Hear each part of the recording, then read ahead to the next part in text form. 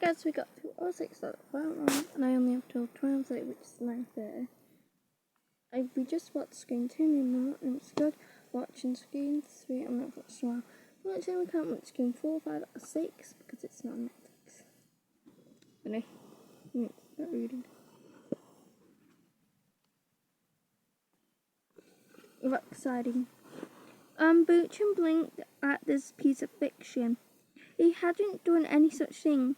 He didn't like nightclubs. When trolls came out at night and started waving clubs about, someone was going to get hurt.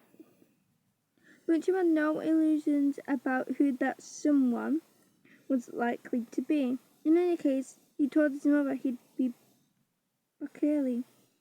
Granton punched on his hesitation. See, they'd be scared to go to that club. What a loser. He laughed with a sound like rocks rumbling down a shelf. Bertram turned to glare at Bertram. Bertram, are you coming or not? Well, Bertram murmured unhappily. I give up. Oakforce nodded. Suit yourself. She tossed her head angrily and stormed off. Blocks of rocks fell from the cave ceiling. Bertram called after her, I'll meet you tomorrow on the way to school. Up and rolled round.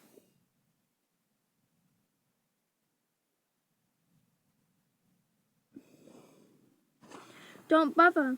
I know the way, and if I feel the need for protection, I'm sure I can find a pixie who'll do a better job than you.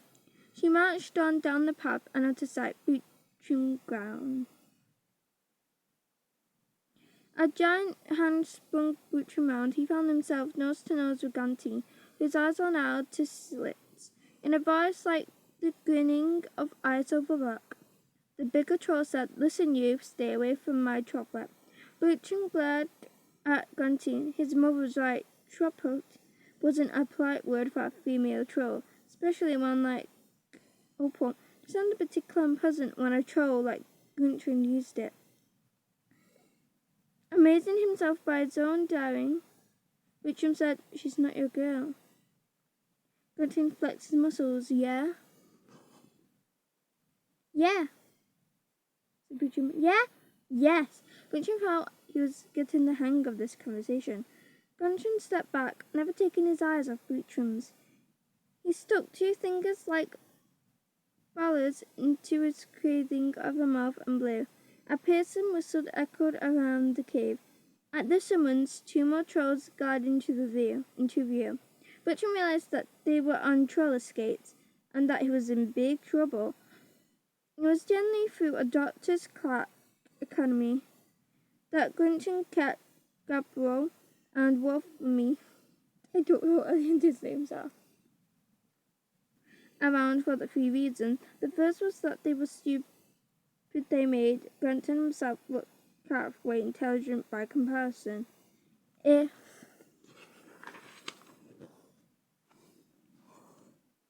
was a battle of wits between Gannon, Wolfram, and a small piece of flint.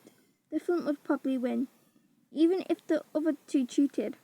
The second reason was that they were completely indifferent to pain, their own or others' people. And thirdly, they always did what Granton told them. Both Gannon and Wolfram were wearing hockey uniforms and unpleasant grins. They each carried 2 curved iron clubs. Granton clicked his fingers. Wolfram passed him a pair of heavy iron skates, which he strapped on. He signalled again, and 2 clubs were pushed into his hands. He grinned one and slammed the other on Bertram's chest. Can you play trolley hockey? Bertram, with his arms round the club, gasped for breath. Trolley hockey was a really violent sport. He shook his head. You're gonna learn. But I haven't got any skates. Bertram protested. Good. Granton stood up and poked Bertram in the chest with the end of his club. You're in goal.